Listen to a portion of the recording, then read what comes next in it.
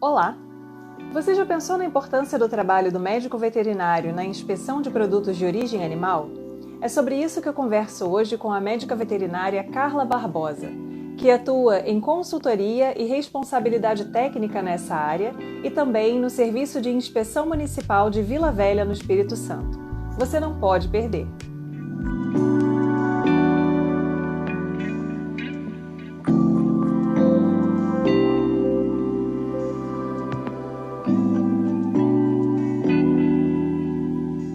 Olá, seja muito bem-vindo ao Papo de Veterinária. É um grande prazer ter você aqui com a gente hoje. Carla Barbosa Rodrigues é médica veterinária formada pela Universidade de Vila Velha, no Espírito Santo. Fez especialização em vigilância sanitária na Faculdade São Camilo e especialização em epidemiologia pela UFES. E atualmente trabalha no Serviço de Inspeção Municipal de Vila Velha. Seja muito bem-vinda, Carla. Grata, agradeço aí o convite e a oportunidade. Carla, então vou começar te perguntando, né? Normalmente as crianças sonham em ser médicas veterinárias para trabalhar com cachorrinho, com gatinho. Então, como é que foi essa sua trajetória entre entrar no curso e optar pela área de inspeção, né, de alimentos? Eu adoro contar essa história, falar que eu fui uma criança teimosa, porque eu falava que ia ser médica veterinária desde criança, também com essa ideia de cuidar dos cachorrinhos e dos gatinhos. E foram algumas coisas acontecendo simultaneamente, assim, porque eu me lembro de uma experiência meio traumática que eu tive de fazer compra com meu pai em um açougue de um supermercado que ainda existe aqui no Espírito Santo. E eu lembro que tinha um odor ali e eu comecei a observar e achar assim estranho. E logo depois eu fiquei sabendo que o médico veterinário podia atuar com vigilância sanitária. Aí eu falo que eu tinha já assim um sangue de fiscal, porque o meu pai é fiscal, fiscal da fazenda, né, da Receita Estadual. E eu sempre achei bonito nele assim se mostrar uma pessoa idônea, porque você vai lidar com fiscalização, você não pode aceitar suborno, né? E quando eu cheguei nessas matérias na faculdade, higiene e inspeção, produção de carne, de leite, eu vi que eu era boa. Eu comecei a tirar as melhores notas de todo o curso, sem esforço. Então eu falei, olha, eu tenho realmente aptidão para isso. E aí eu gostava de ler legislação, foi uma trajetória muito autodidata, né? Eu gosto muito de trocar com os estudantes de hoje em dia, porque tem mais acesso a isso, tem mais acesso a gente também, né? Porque eu lembro assim, nossa, eu ficava atrás de um especialista para responder um e-mail que o cara só olhava no sábado. Hoje em dia você abre o Instagram, tá tudo ali. Então foi esse casamento, assim, eu descobri olhando um açougue ruim que eu podia fazer aquilo e me dei bem nas matérias. É bem interessante essa trajetória, né? Porque é uma área que é extremamente importante, no entanto, ela tem pouco apelo, porque a própria sociedade, de maneira geral, não enxerga que essa é uma função também do médico veterinário, né? Então, eu fico curiosa com relação a como é a sua experiência com isso, porque, por exemplo, qualquer lugar que eu chegue e a pessoa me pergunta, o que você faz? Aí, às vezes, dependendo da situação, eu falo, eu sou professora, ponto.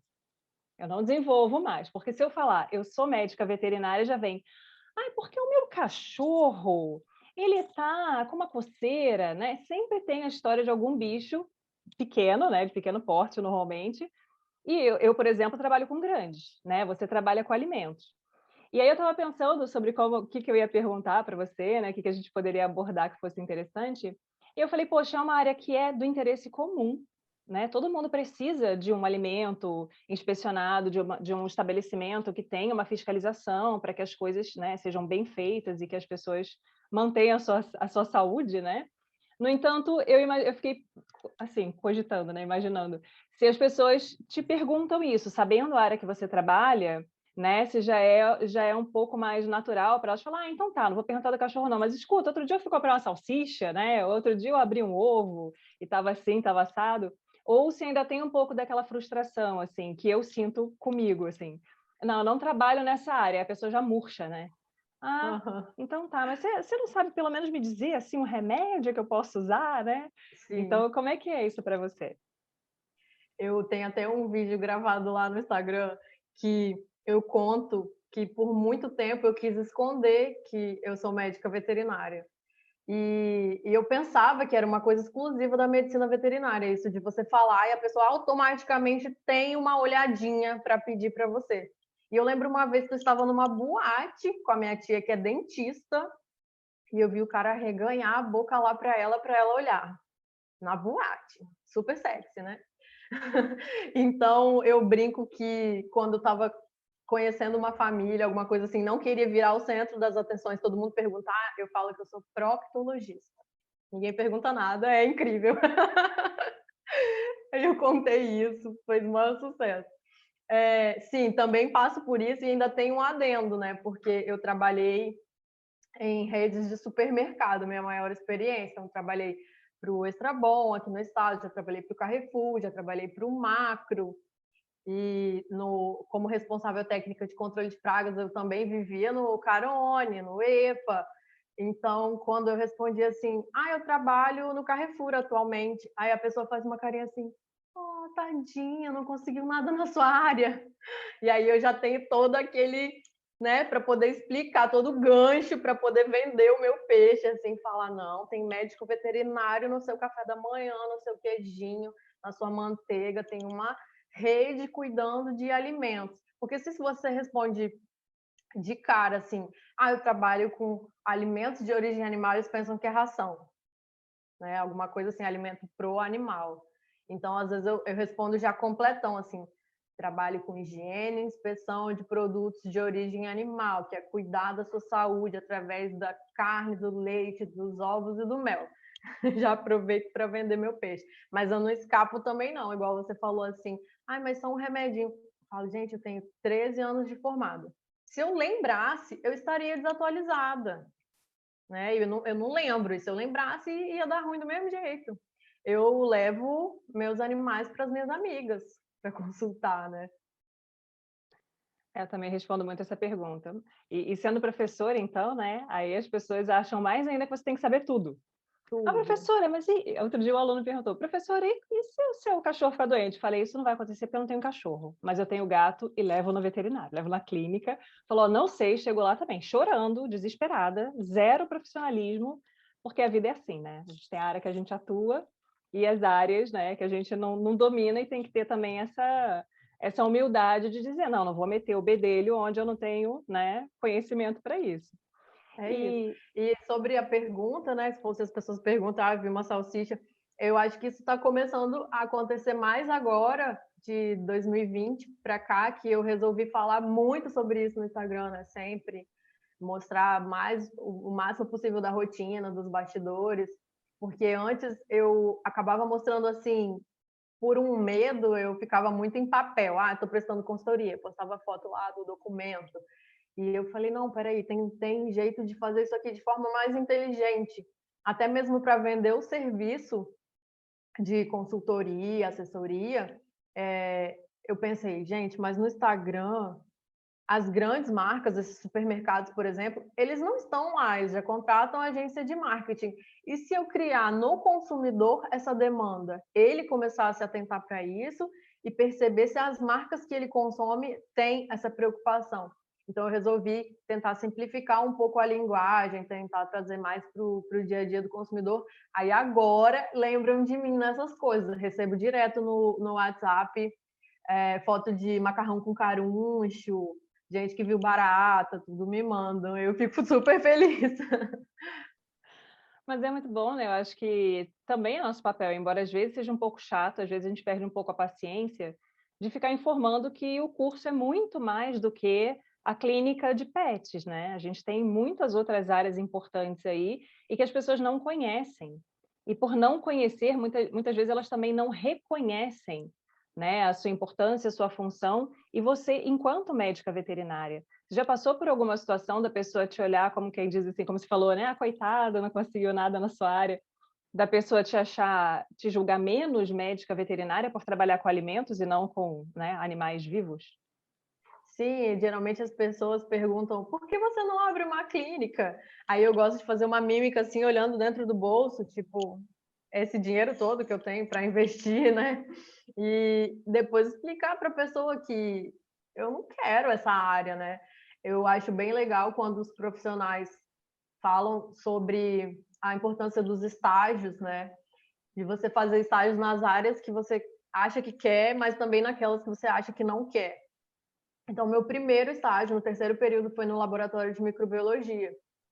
E então eu já fiquei super apaixonada, assim, nossa, esse mundo invisível, caramba, eu tô enxergando igual propaganda de desinfetante, uns trocinhos verde brilhante, já tinha a mão limpa e a mão suja, eu pegava ônibus, uma eu não encostava de jeito nenhum, porque se precisasse coçar o olho ou comer alguma coisa, já entrei em paranoia, já parei de comer em ambulante. E aí depois, acho que lá pro quinto, sexto período, que eu já estava um pouco mais direcionada com a cabeça para essa área, uma amiga insistiu para fazer estágio com ela no projeto Tumor de Mama. E aí fui eu para a clínica, né, atender só cadela com neoplasia. E para mim foi assim, traumático. Falei, é isso que eu não quero, tá decidido. Porque eu lembro assim de eu ficar com pena do cachorro, e aí você tem que dar a notícia para o proprietário. Aí o proprietário chorava.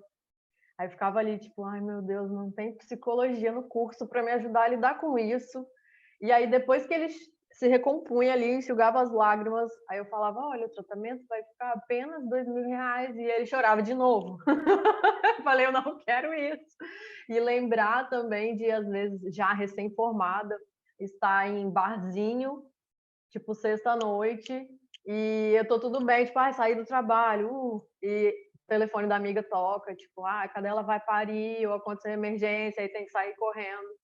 Então eu enxerguei nessa área, assim, mais qualidade de vida, né? E eu venho fazendo esse trabalho de formiguinha, do que você falou, de conscientização, né? Aonde eu passo, assim, nas redes sociais, nos parentes, nos amigos, né? Tento sempre levantar essa bandeira, falar o médico veterinário é um profissional da saúde única, da saúde pública. Sabe sobre o que eu escrevi no meu projeto da especialização em epidemiologia? Obesidade em humanos. Quem disse que eu não tenho capacidade de falar sobre isso? Estudei métodos, né? Então, bater na tecla das zoonoses, né? Gosto muito de defender e penso que é isso, é para sempre, todos os dias, um falando um pouquinho, outro falando outro pouquinho, que a gente venha alcançar essa valorização, porque realmente, ainda se a gente for pensar por uma ótica mais vitimista, fica triste. Eu fui atendida por um homeopata que ele falou, uma filha formou médica humana e a outra formou médica veterinária, e eu via as duas saindo para dar plantão, e uma voltava com 3.000 no bolso, e a outra voltava com R$ 100. Ele ficava triste pelas filhas. Então, é uma coisa assim, se eu não chegar a ver, vai nascer de mim quem vem para ver, né? Plantar uma sementinha que uma hora a gente vem alcançar mais respeito da sociedade, mais remuneração também, né? Que está ligada a isso. Sim, é uma questão que eu ia te perguntar também, né? Pensando na área de alimentos, a gente sabe que, assim, ao longo do curso não tem muita divulgação, uma divulgação muito ampla, né, de quais são as áreas que o médico veterinário atua. Muitas vezes não tem uma palestra inaugural, ou talvez a gente esteja tão animado que está começando o curso que a gente também nem presta muita atenção naquele blá blá blá, né, que é conhecer o colega ali, fazer o grupinho já nos primeiros dias. Então, a gente acaba sabendo de algumas áreas que o médico veterinário trabalha ao longo do curso quando faz alguma disciplina. Aí você fala, então, tem aqui uma disciplina de saúde pública. Acho que o veterinário deve atuar aí, então, né? E aí, você acha que a maneira como as disciplinas relacionadas à sua área são ministradas no curso pode ter uma influência na baixa procura ou na baixa aceitação, enfim, né, dos alunos como, não, isso é uma área bacana, isso é uma área legal, ou isso tá talvez esteja mais relacionado àquela visão prévia que as pessoas têm, né, antes de entrar no curso. Não, se eu não trabalhar com bicho, né, diretamente ali, eu não vou me sentir completa, eu não vou me sentir, enfim, né, veterinário, aquelas questões que a gente sabe que acontecem. Eu acho que tem tudo a ver com com o momento também que a disciplina é ministrada. Eu costumo perguntar isso também para a galera mais nova que eu conheço, né, os estudantes de medicina veterinária, em que período que estava a sua higiene e inspeção, a sua produção de carnes e de lácteos, né, porque no meu, se eu não me engano, foi no 6º período já, né, bem lá para frente. E também a forma com que é ministrada, acredito eu que influencia, porque não é tão romântico, não tem um storytelling assim de uma clínica, né? Você vai estudar ali um caso clínico. Geralmente é lei, né? E o povo não gosta muito de ficar ali lendo aquela coisa repetitiva. Eu até fiz uma pergunta ontem para uma seguidora que ela me falou: eu escolhi fazer uma matéria lá extra de vigilância sanitária por sua causa.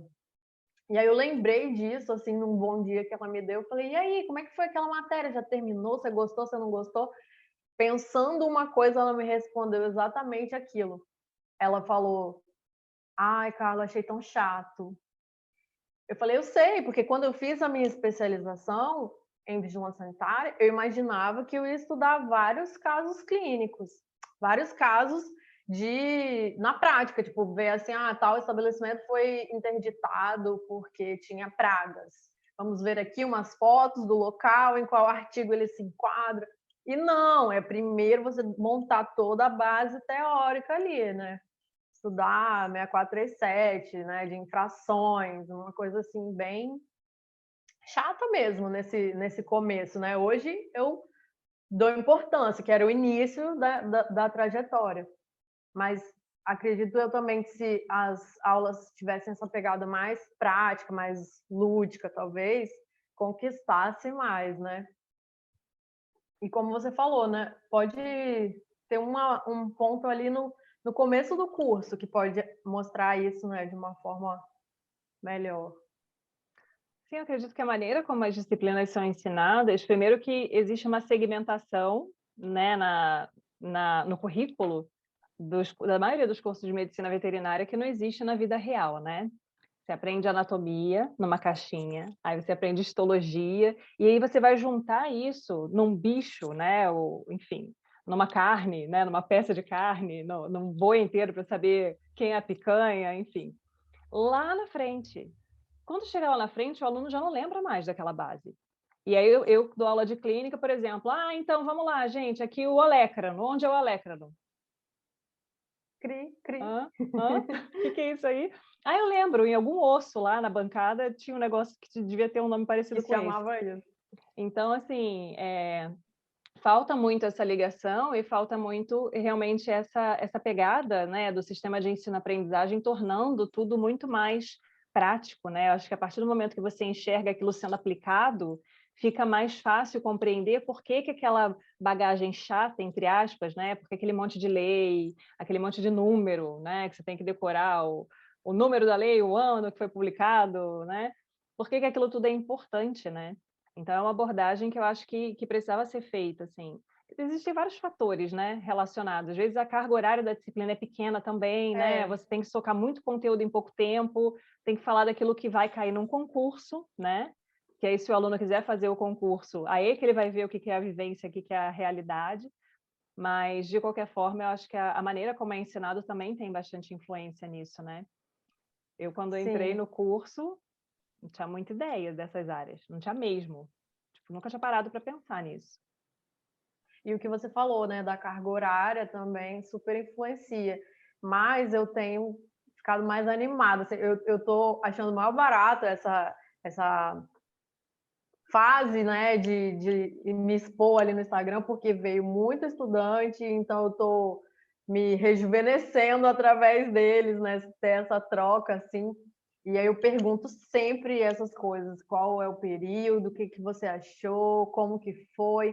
E eu tenho visto algumas faculdades têm uma abordagem um pouco mais, né, dessa área, e algumas, a maioria ainda é clínica, mas estou vendo algumas ofertando mais disciplinas, como o caso dessa colega que respondeu ontem, que ela faz na UFES, né, em Alegre, e teve essa optativa de vigilância sanitária. Então, acredito que também tem possibilidade de crescer, porque se a gente olha para a área de alimentos, ela só cresce, né? E assim, acredito que tem como evoluir, porque, por exemplo, você citou concurso, mas a consultoria está aí, né? Consultoria, assessoria, não tinha nem ouvido falar nisso na faculdade, né? Sim. Essa questão empreendedora, ela é muito importante, ela está cada vez em alta, né? Ela está subindo cada vez mais. Exatamente porque existe essa necessidade, existe esse nicho que muitas vezes o concurso, às vezes, né, demora a abrir, a pessoa fica naquele limbo lá esperando o dia que vai ter uma oportunidade, né? E aí é interessante que as pessoas tenham essa pegada, mas isso também está muito relacionado ao perfil de cada um. Né? Então, eu acho que Sim. foi o que você comentou, né? Você, quando entrou no curso, você já tinha um pai que era fiscal, então você já tinha um pouco daquela visão, né, do que é uma pessoa que fiscaliza, né? E da Uhum. importância da postura, né, da pessoa ser idônea. E aí, quando você chega na disciplina, você vê que você consegue absorver bem aquele conteúdo, que você, né, se correlaciona ali bem com aquilo. E a questão de empreendedorismo também. Então, você também põe no seu Instagram, né, que você tem consultoria, né, e é uma questão bem interessante, assim, que as pessoas têm que estar atentas a isso. Mas isso, Thaís, eu também tenho dobrado e venho aprendendo. Ainda nem considero que estou pronta, não. Estou aprendendo ainda a me vender. Porque eu formei decidida que eu queria alimentos. Você colocou, né, a importância de fazer algumas renúncias, porque o estudante forma e quer dinheiro. Né? E aí fizeram propostas, vem para a clínica, vem para o plantão, vem para representação. E eu pensei, eu tive a vida boa de não ter trabalhado, né, durante a faculdade. Falei, cara, vão colocar um dinheiro aqui na minha mão que depois eu não sei se eu vou saber voltar para começar em uma outra área. Então eu prefiro aguardar. E nisso eu fui bem teimosa também, porque eu fui fazer panfletagem, eu preferi fazer bico, coisa que não tinha vínculo, enquanto eu procurava ali a área que eu queria. Aí teve aquela história, né? Tipo, tô fazendo panfletagem no Sinal, formada. Me aguardem. Então, eu comecei já em um supermercado, uma rede de supermercados, que foi, assim, uma história muito boa, porque eu estava começando e eles me deram essa oportunidade, sou bem grata. E eles também estavam nessa transição, porque eles não tinham tido nenhum profissional nessa área ainda, e eles estavam passando de uma empresa familiar para profissionalizar, né, todos os cargos de gestão. Então eu falo que a gente começou junto, a gente foi aprendendo junto. Eu não tinha muito método, eu chegava na loja e via 1 milhão de coisas erradas e queria consertar tudo ao mesmo tempo, e eram 23 lojas, eu sozinha.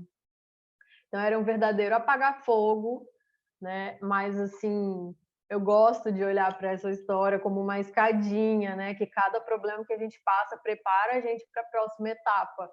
Então, uma coisa que eu sempre acreditei, que eu sempre bati muito na tecla, é treinamento, capacitação, né? E aí eu falava assim para a empresa, treinava primeiro todos os colaboradores que iam trabalhar diretamente na manipulação de alimentos. Operador de freezer, operador de açougue, padaria. Mas eu falava, como que vocês querem implantar uma cultura de segurança de alimentos se o diretor não está no meu treinamento? Se o embalador, mas é o embalador, ele só fica lá passando a compra. Tá, mas e se o cliente devolver o queijo, ele vai botar ali junto com a farinha e deixar para guardar no final do dia? Então, eu preciso alcançar de ponta a ponta. E aí eu briguei por isso até conseguir. Então, eles tinham 2 horas comigo na ambientação. Todos os cargos, desde a diretoria até o embalador, que é o cargo, né, inicial, passava por uma capacitação de boas práticas, né, comigo. Então, foi essa escadinha, assim, a gente foi aprendendo junto. E aí eu fiquei 5 anos nessa rede, e depois eu saí um pouco estressada, meio desencantada, assim, tipo, não sei nem se eu vou continuar fazendo veterinária. E, e eu falei que, assim, aquela coisa de estar no lugar certo, né? Porque se a gente contar de uma forma, parece que é sorte. Mas eu estava preparada, eu tinha uma experiência, já tinha minha primeira especialização, e eu recebi uma ligação me oferecendo a vaga de ser consultora no Espírito Santo. ó, a gente tem o macro aí para você atender. Aí eu falei, maravilha, tô dentro. E aí é engraçado que quando eu trabalhava CLT, 40 horas, 23 lojas, 6 municípios correndo de carro para lá e para cá, 3, 4 horas de trânsito por dia, eu olhava algum consultor de alguma área e pensava, nossa, um dia eu quero ser consultor, negócio chique, né? Chega aqui com a malinha, levanta os problemas, entrega o dever de casa e vai embora. Não fica aqui com a mão na massa. Então eu almejei isso, e isso veio para mim logo no mesmo ano que eu saí dessa primeira rede. Eu comecei com essa consultoria, então era um modelo que a empresa era terceirizada, né? Então a empresa tinha esse modelo, ó, na primeira visita você vai atender, você vai fazer um checklist, na segunda visita você vai ajudar eles, né, ver o que eles já resolveram, vai cuidar de documentação, mas era assim, era pontual, né? E tinha o método deles, eu tinha prazos, as planilhas, os checklists, tudo deles. E aí, na terceira oportunidade, que eu me vi empresária, que eu falo, né? Falei, me apertaram e de repente eu abri um CNPJ, eu tive que abrir para atender e eu falei, e agora? E mesmo assim, ainda era uma empresa que tinha um método, que tinha carga horária. Então, esse momento para mim foi um momento assim de me sentir pressionada realmente, tipo, peraí, eu nem parei para pensar se era isso que eu queria. Eu trabalhei para os outros o tempo inteiro, agora eu não sei vender, eu não sei vender meu peixe, eu não sei por onde eu começo, qual que é o método, que plataforma eu vou escolher, de que forma eu vou fazer. Então eu venho investindo nisso, de 2019 para cá, eu fiz mentoria, estou fazendo curso de vendas, curso de marketing, para ir completando, né, essas lacunas.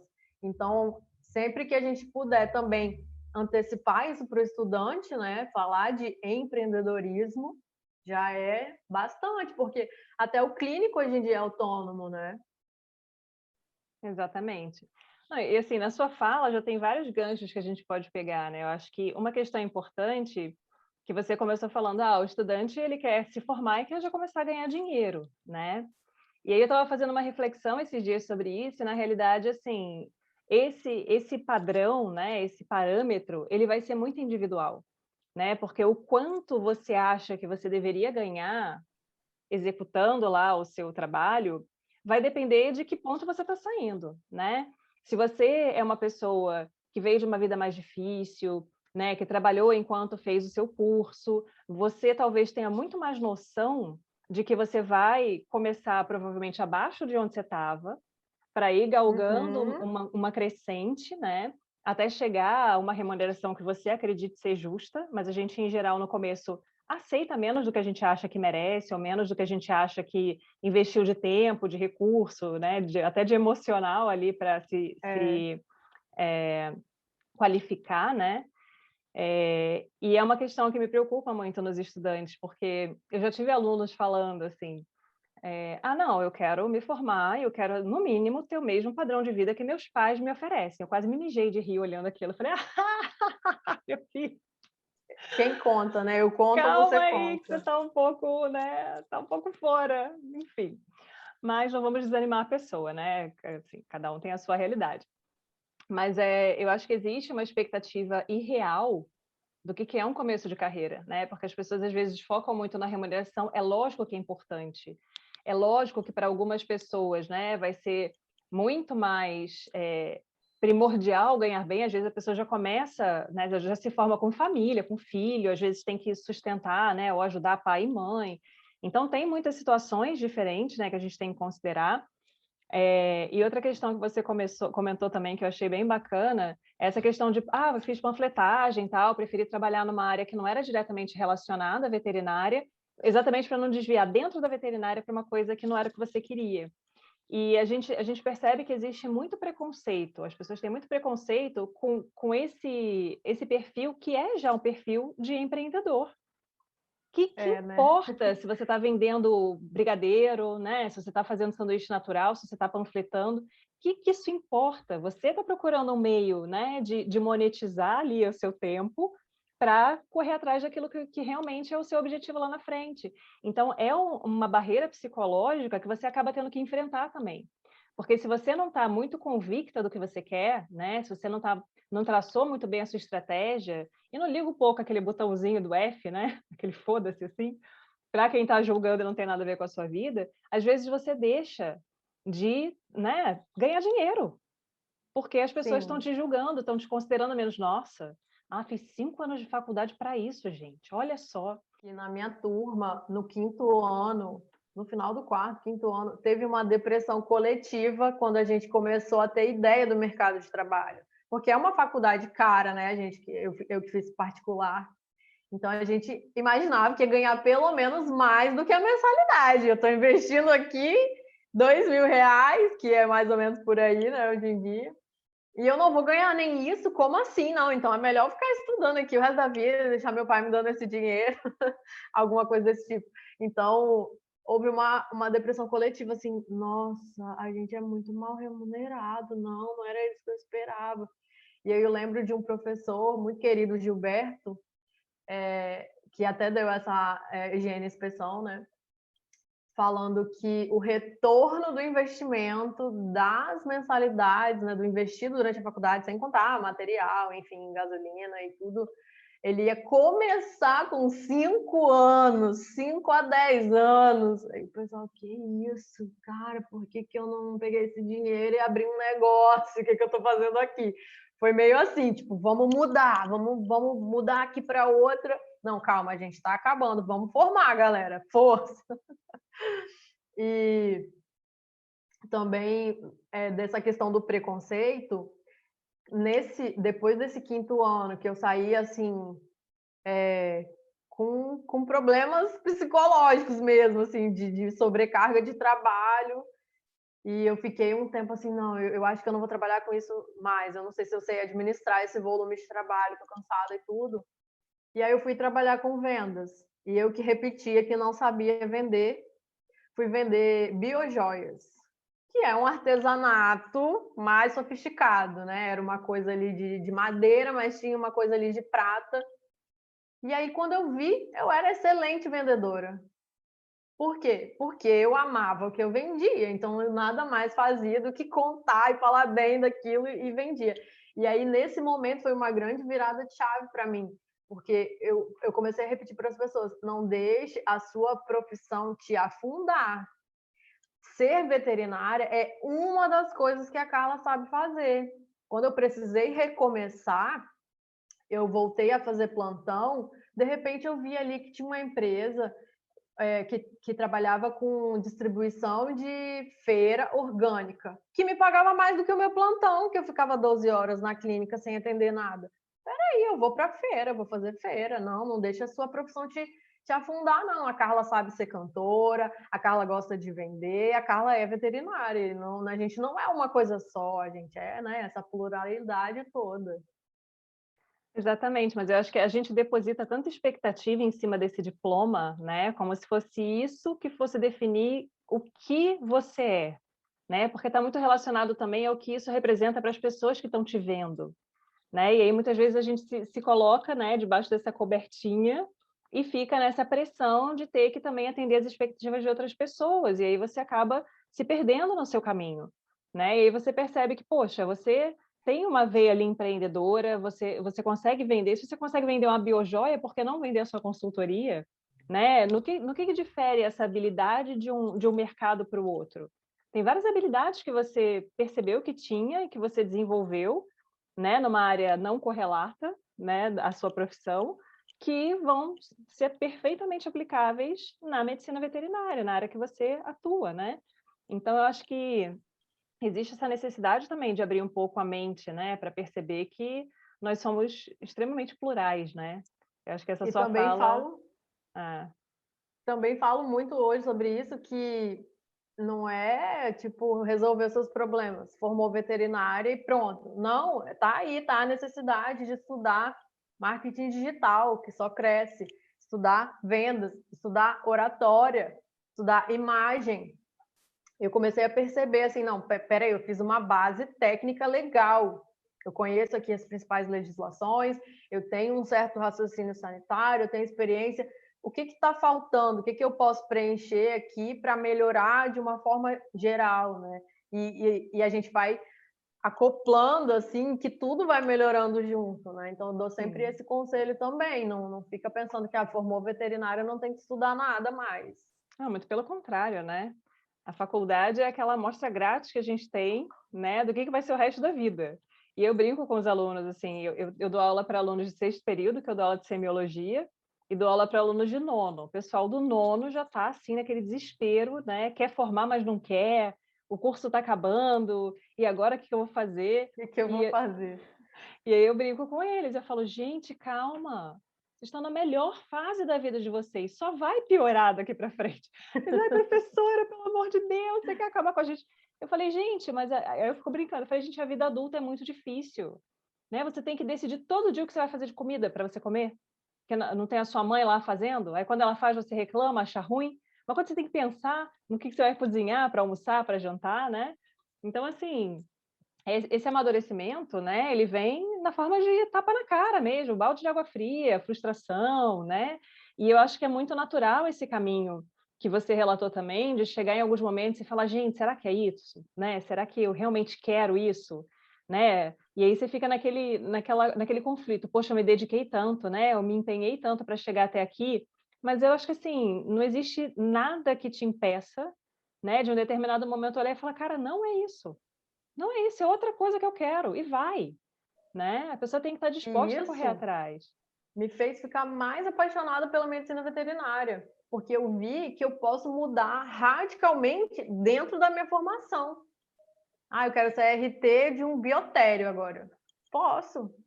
Eu posso voltar a fazer clínica. Eu sou apaixonada por medicina integrativa. Eu quero trabalhar com ozonioterapia. Tem muita coisa para fazer, então eu falo, nossa, que profissão legal. Eu posso mudar dentro da minha formação. Me fez ficar mais apaixonada. E como eu falei que um problema, né, prepara para a próxima fase, aí tava lá eu, né, prestando essa, na verdade era uma responsabilidade técnica. Não, eu já sei aqui, tenho a minha gavetinha aqui de conhecimentos técnicos e sofri um puta assédio moral, assim, do cara botar o dedo na minha cara e falar, cuida da sua vida, porque eu não vou fazer e não sei o quê. E eu brinco assim que eu passei o primeiro degrau, porque eu não gritei de volta, eu não xinguei ele, eu não chorei na frente dele, mas o segundo degrau eu não passei. Eu cheguei em casa e fiquei mal. Eu falei, gente, olha aqui, tá faltando estudar inteligência emocional. Você estudou técnica, mas tá faltando inteligência emocional. Vamos pegar aqui agora que eu casei com um estudante de psicologia e absorver aqui ao máximo como que eu posso aplicar isso na minha área, que a gente tem que convencer o tempo inteiro o manipulador de alimentos a comprar a nossa ideia, né? Então é muito bom quando a gente consegue enxergar que tudo colabora, né? Uma área colabora com a outra. E aquela questão, né? Quanto antes os alunos começarem a focar nessas outras competências que eles precisam ter para se darem bem, né? Para conseguirem se desenvolver bem na vida profissional, melhor. Mas eu acho que, de uma certa maneira, é um pouco de uma escada também, né? Primeiro a gente tenta cimentar aquele degrau do técnico, né? Não, eu preciso conhecer, eu preciso saber fazer, né? Eu preciso me especializar nisso aqui, escolher uma área um pouco mais, né? Verticalizar um pouco o conhecimento e tal. E aí chega uma hora que você começa a ver que você tem déficits em outras áreas, né? Pô, talvez eu não me comunique tão bem, né? Pô, o cara sofria assédio moral e né, foi difícil lidar com aquilo, preciso melhorar nesse aspecto, e aí você vai, na verdade, a sua escada vai criando degraus em várias direções, né? Ao invés de subir muito, ela vai ramificando, e a gente vai vendo outros buracos ali que a gente tem que preencher também. Então, isso é muito importante, né? E a questão também do financeiro, né? Que eu acho que falta muito essa visão para quem é mais jovem, principalmente, a maioria das pessoas não tem essa cultura, né? De como é que eu vou administrar? Se eu empreender, como é que eu vou administrar o financeiro? Né? Como é que eu vou cobrar? Como é que a gente cobra? Quem na faculdade virou para você e falou assim, olha, o salário médio de início na carreira, na área que você quer é X, mas existem essas e essas possibilidades, dependendo da carga horária, se você passar num concurso, por exemplo, municipal, pode ser que seu cargo seja de 20 horas semanais, as outras horas você pode monetizar de tal maneira, tal maneira. Ninguém faz isso. E eu acho que nessa fase que a gente está mais jovem, né, Eu, pelo menos, me sentia muito assim. Se não viesse alguém, né, botasse a mão no meu ombro e falasse assim, Thaís, é assim que acontece. Eu demorava para aquela ficha cair, para eu me ligar, né, o que estava acontecendo ali.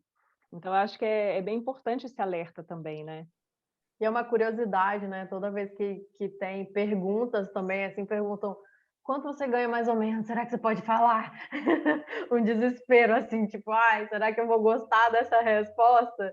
E aí eu falo para eles, olha, algumas vezes nesses 13 anos eu escolhi ganhar menos e trabalhar menos. Eu estava numa fase, igual eu estou vivendo agora de novo, que eu estou trabalhando 20 horas, que eu me sinto mais confortável tendo um vínculo de 20 horas e decidindo no outro momento fazer mais dinheiro, ou descansar, ou cuidar da minha família, né? Do que tendo um vínculo de 40 horas. E muitas vezes isso foi uma escolha, e geralmente eu já estou percebendo que eu alterno esses momentos. Então eu fiquei eles 5 anos na pegada, aí eu, ai, cansei. Agora eu vou trabalhar aqui uma vez por semana. Aí eu fiquei 2 anos nessa pegada, eu aumentei de novo. Então tá tudo bem também, né?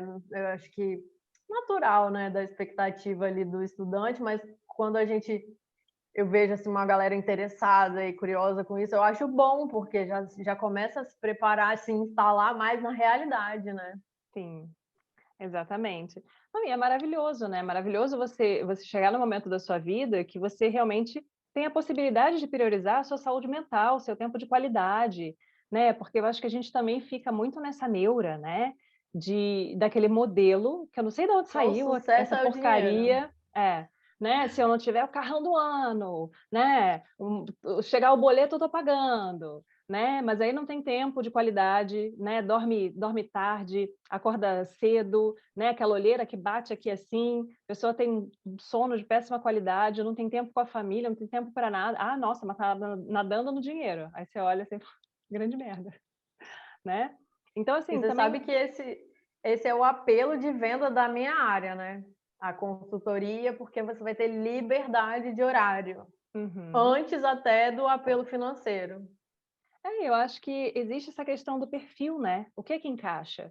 Porque algumas pessoas são workaholic, a pessoa gosta, isso é o que motiva a pessoa quer trabalhar 60 horas por semana, e é maravilhoso para essa pessoa, mas não é todo mundo que se encaixa nesse modelo, né? A gente tem que se sentir confortável com isso também, e ir fazendo escolhas, né? Porque às vezes você fica naquela, não, eu quero ter o melhor carro, morar no melhor bairro, né? E aí chega uma hora que você para e fala, gente, será que isso realmente é o que está me fazendo feliz? Não é, porque feliz eu não tô. Então vamos, né, remanejar essa situação aqui. Então é bem interessante isso, né? Como as expectativas mudam e eu acho que fica um pouco, né, essa correspondência aí furada, né, de que ser bem-sucedido é ganhar muito bem. O que é ganhar muito bem? Para mim, de repente, que nossa, seria um salário dos sonhos, para uma outra pessoa ia falar, nossa, essa miséria, que horror. Eu não sairia nem da minha cama por esse valor. E eu tô lá, né, achando que eu tô ricona. É isso mesmo. E que você falou de ser adulto, você tem que decidir todos os dias o que vai fazer para o seu almoço. É, ser adulto é escolher e arcar com as consequências. Então, também, hoje que eu estou me sentindo numa pegada assim, não, peraí, eu vou fazer mais. Aí eu olho para trás, poxa, eu podia estar fazendo mais desde aqueles anos. Aí eu lembro, não, pera, eu estava precisando descansar mesmo, tá tudo bem, são fases e eu acelero de novo e dou uma desacelerada e tá tudo bem. E você falou do financeiro, eu lembrei tem uma grande player assim dessa área da RT e consultoria, né? Que ela tava, eu assisti uma mentoria dela com o Érico Rocha, que não sei se você conhece, é tipo o Bambambam do mercado de lançamentos digitais. E aí ela tentando validar ali essa chamada para o curso dela, que ela estava querendo mudar dessa pegada de faça seu horário e ganhe bem, para bater o martelo, ganhe mais de 10 mil reais por mês. E aí ele olhou assim e falou: 10 mil é bom para o veterinário? Porque para mim é muito pouco.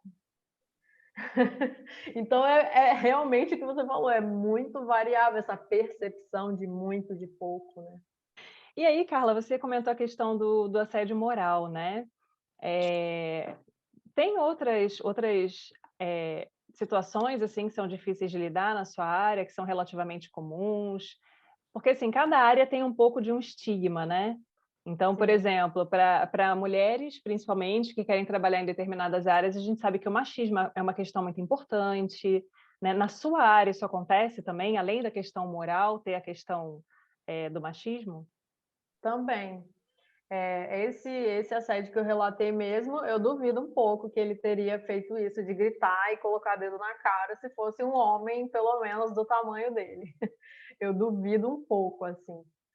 E tem, na verdade, quando faz essa pergunta, eu me lembro mais do preconceito. Eu senti sofrendo mais preconceito pela idade do que por ser mulher. Mas acredito que está ali um pouco tudo junto, né? Porque são muitos homens no supermercado. Tem umas mulheres ali em algumas tarefas, mas, por exemplo, você pensar em um frigorífico. A maioria é homem, né? É um trabalho pesado. E açougue, eu lidei com um açougueiro que tinha a minha idade de profissão. Porque eu comecei a trabalhar com 21, já formada. E então o cara tinha mais de 20 anos sendo açougueiro. Aí ficava me olhando assim, né, amolando a faca, com aquela cara de bravo. Então, fez parte também da minha desenvoltura ali, de tentar conquistar, né? Mas o pessoal associa realmente, né? Ai, essa novinha, tipo, começou agora, nem sabe o que está falando. Eu já escutei outras pessoas contando que sofreram assim com fiscalização. Tipo, ah, porque você não tem experiência. Oh, peraí, eu já tenho até mestrado, né? A pessoa respondeu. Então, acredito que tem também essa questão do machismo nessa área. Eu vejo mais mulheres também trabalhando com essa área de higiene e inspeção, de consultoria. E aí, quando eu tenho alguns colegas, eu pergunto também se está sendo mais fácil para eles essa aceitação, assim, né? Porque tem hora que a gente tem que ser mandona, né? Também. Você conversa ali, perde, mas tem hora que tem que falar, não, é desse jeito aqui que é para fazer. E aí não é todo mundo que aceita muito bem isso, né? Eu acho que, de uma maneira geral, né, a gente vê isso em várias áreas diferentes da sociedade. Existe um pouco desse aspecto, né? É muito mais fácil aceitar, acatar a ordem que vem de um homem do que de uma mulher, né? Tem aquela coisa, ela é mandona, ela é mitidona. Se fosse um cara, ó, nossa, como ele é firme, competente, É, está isso mesmo. mostrando a firmeza que é necessária para o carro. Mas se fosse uma mulher, ela era chiliquenta, né? Tá É, lá, enfim, coisas que a gente tem que, né, lidar e tentar naquele trabalho de formiguinha ir mudando ao longo do tempo, né? E Carla, verdade. como é que é a sua rotina de trabalho, assim? Como é que você organizou a sua rotina? Quais são as suas principais atividades no momento que você está hoje? Esse momento tá assim mais confortável, como eu falei, tô só com as 20 horas de vínculo fixo, né? Mas eu fiquei os últimos 2 anos, tinha outro vínculo de 20 horas. Então, eu trabalhava para esse cargo na prefeitura, né? Como referência técnica dentro da inspeção de produtos de origem animal. Eu visito pequenas indústrias de linguiça, de produtos de pescado, não tem lácteos ainda, tem espetinho, tem açougue, e ao mesmo tempo, tipo, podia dividir assim por período. De manhã eu fazia uma coisa, de tarde eu era responsável técnica de uma empresa de controle de pragas. Então, e essa parte eu acho assim maior barato, postar foto lá de pegou 20 ratos e eu achando barato e o povo, ai, socorro!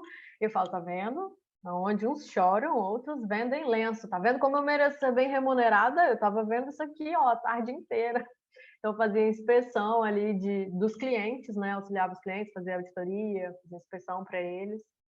Era o que eu mais fazia, assim, dentro dessa empresa. Então é um tanto de campo, mas eu também gosto de contar que tem muito serviço burocrático também, tem muita papelada, preencher planilha, fazer relatório, fazer ficha de acompanhamento. Hoje, nesse cargo da prefeitura, o que eu faço muito, que toma muito tempo, que é muito chato, é conferir rótulo. né? A rotulagem é assim, o que tem me feito estudar bastante. Então, é burocrático. Infelizmente, por essa questão da pandemia, a gente não está podendo receber estagiário, né? Mas eu já tive, assim, alguma procura e a pessoa acha que ela vai visitar todo dia e eu falo, olha, não fique frustrado se você ficar aqui numa mesa, na papelada, pesquisa a legislação, confere rótulo, faz todo um trâmite aqui que é escritório mesmo, né? E isso eu descobri que eu gosto muito disso, essa alternância desses momentos. Aí eu vou para o escritório com saltão, maquiada, de blazer. Aí daqui a pouco limpa tudo, tira o esmalte, bota a bota, bota a touquinha e vai visitar. Eu acho isso ótimo, assim. Acho que se fosse só uma coisa eu ia enjoar. Hoje eu analisei um manual de boas práticas e eu tava assim. Eles entregam isso aqui, acho que a fiscalização não lê, não. Eu tô grifando aqui até os erros de português. Eu li tudo, super feliz que tava lendo ali, pegando, não, pera, ele disse que fez isso, aqui ele se contradisse, não fez. Pera aí, eu vou visitar, eu vou levar o manual e falar, ó, você disse que controlava dessa forma e não está controlando. Então, eu gosto exatamente dos dois lados, assim. Aí tem dias que eu tô tipo, ai, não aguento mais ver rótulo na minha frente. Eu tô cansada de ficar aqui sentada na frente desse computador o dia inteiro. Vamos fazer uma visita? Vamos. Aí chega, entra na câmara fria, aí afere a temperatura da carne, aí conversa com o manipulador, aí descobre uma coisa que estava fazendo errado. Eu amo ter esses dois momentos. Nossa, é muito bom. E realmente torna tudo mais dinâmico, né? Fica mais interessante, porque cada dia é uma coisa diferente que você está fazendo, né? Mesmo que Isso também eventualmente foi canse, né? Isso também foi um fator determinante para escolher essa área, porque eu descobri com os estágios, né, como eu não trabalhei antes, que eu enjoava muito fácil das coisas. Quando eu percebi isso, eu fiquei com muito medo. Como vai ser a Carla profissional? Se o estágio chega a 3 meses, eu não estou aguentando ver mais a mesma coisa, como que eu vou trabalhar? Que eu vou fazer que vai me dar esse dinamismo todo? Eu imaginava tipo, concursada, algo assim de escritório, eu falava, eu não vou aguentar ficar 8 horas por dia entre quatro paredes, eu vou pirar. Eu preciso fazer alguma coisa que me dê novidade. Então foi nesse quesito, eu fui super bem atendida, porque eu fui trabalhar nessa rede com 23 lojas. Então, por mais que fosse supermercados, um dia eu tinha que resolver um problema de padaria, no outro dia era açougue, no outro dia era frios, no outro dia eu estava recebendo a fiscalização, um dia eu estava em Vitória, outro eu estava em São Mateus. Então, realmente me encontrei. É importante isso, na verdade, né? Você conhecer o seu perfil, você reconhecer que você tem certas características que talvez não se encaixem com qualquer área.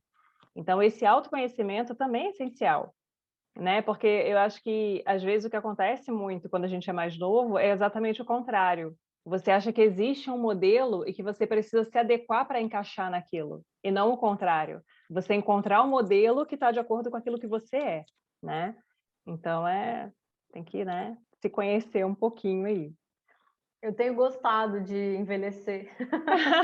O amadurecimento. Amadurecer, amadurecer, Exatamente. envelhecer não. Tenho muita história para contar e eu acho mais barato. Até vale a pena ter uma ruga, mas como você disse, o Botox está aí. Tá aí para isso, né? Temos que, de vez em quando, dar uma arribada aqui antes que caia tudo de uma vez só. E É aí, isso. Carla, toda área assim tem um ranço, né? Qual é o ranço da sua área, você acha? Primeiro ranço já é achar que médico veterinário só cuida de bichinho fofinho, né? Eu já respondo assim, mexo com bicho morto. Já para chocar. Então, o primeiro ranço é esse, né? Não é veterinário, ai, que lindinho, que fofinho, trabalha com cachorro, não. Eu tô ali ajudando a capturar roedores, baratas, tô vendo ali carcaça pendurada, né? Sangue pra caramba. Esse é o primeiro ranço. E tem essa outra coisa que você falou também, de se misturar com a nutrição, com o engenheiro de alimentos. Hoje a gente está vivendo essa briga, assim, né, dos conselhos brigando entre si, que não, produto de origem animal é só o médico veterinário. Aí vem o de nutrição e fala, não, eu estudei isso aqui também posso atuar. Tem um pouco dessa briga também. E aqui no estado, Thaís, que eu conheço, é só aqui que perdeu para a Associação Capixaba de Supermercados. O conselho perdeu na justiça. E não é obrigatório ter um responsável técnico nos supermercados, né, que é a área que eu tanto trabalho. Então, também está aí esse ranço, né? Às vezes eu conto isso nas palestras e os estudantes ficam bravos, tipo, como assim? Tá lá na lei que é obrigatório, trabalha com produto de origem animal, vende ração, por que que não tem que ter o RT? Tem que ter o RT no pet shop da esquina e o supermercado não tem. E para não deixar isso gerar assim um espírito de revolta em mim e nas outras pessoas, eu costumo mostrar assim, olha que legal, mesmo não sendo obrigatório, tem um monte trabalhando nos supermercados. Eu penso que o que eles não queriam mesmo era pagar a anuidade, né? Que fica muito caro, que é em cima ali do capital, mas tem médico veterinário em todas as redes. Assim, quando não tem médico veterinário, tem nutricionista, mas tem um profissional para essa área, então eles reconhecem a necessidade, né? E eu gosto de mostrar dessa forma, assim, olha como a gente é necessário para lidar com isso, né? E acaba ficando muito barato quando você pensa assim em redes, né? Grande porte, assim, porque as multas são enormes. Aí você vai pagar o profissional, um salário ali, ele vai ser o seu para-raio de multa. Ele vai deixar o proprietário dormir mais tranquilo, sem pensar que o cliente vai ter, né, algum problema ali de qualidade, que vai sair na rede social, né? Então, eu penso que é bem melhor investir na prevenção. Com certeza. É bom porque, assim, a sua área é uma área que eu não tenho muito contato, eu sempre fico me perguntando, sabe, qual é o ranço da área, né? Porque a gente tem muitas áreas de interseção entre a medicina veterinária e outros cursos, né? E eu não gosto de arrumar essa briga, não, sabe? Eu gosto de trabalhar pensando que é multidisciplinar, assim. Eu tive a oportunidade de trabalhar com nutricionista e ela cuidava de todas as cozinhas, né, os refeitórios das lojas, e tinha uma engenheira de alimentos que cuidava de todas as padarias. E a gente visitava as três juntas, porque mesmo com todo o conhecimento da nutrição, eu não ia saber falar sobre a preparação do arroz lá, mas ela me chamava quando tinha pragas na cozinha, ela me chamava para dar uma ideia sobre algum procedimento que ela queria implantar, para eu olhar com essa ótica do raciocínio sanitário. Ao mesmo tempo, às vezes eu podia entrar na padaria e falar, gente, por que essa massa está aqui, destampada? Não, peraí, preciso de um tempo aqui para isso fermentar e a massa crescer. Então, interagir, a gente só ganha, só ganha. Quanto mais a gente, né, conversar com os colegas, e eu olho assim, a área de alimentos, né? E aí é só somar mesmo. Com certeza, precisa dessa integração, né? Cada um com a sua especificidade ali, mostrando, porque as visões são muito diferentes também, muitas vezes, né? Embora trabalhem todos com alimentos, cada um tem a sua pegada ali que vai complementando.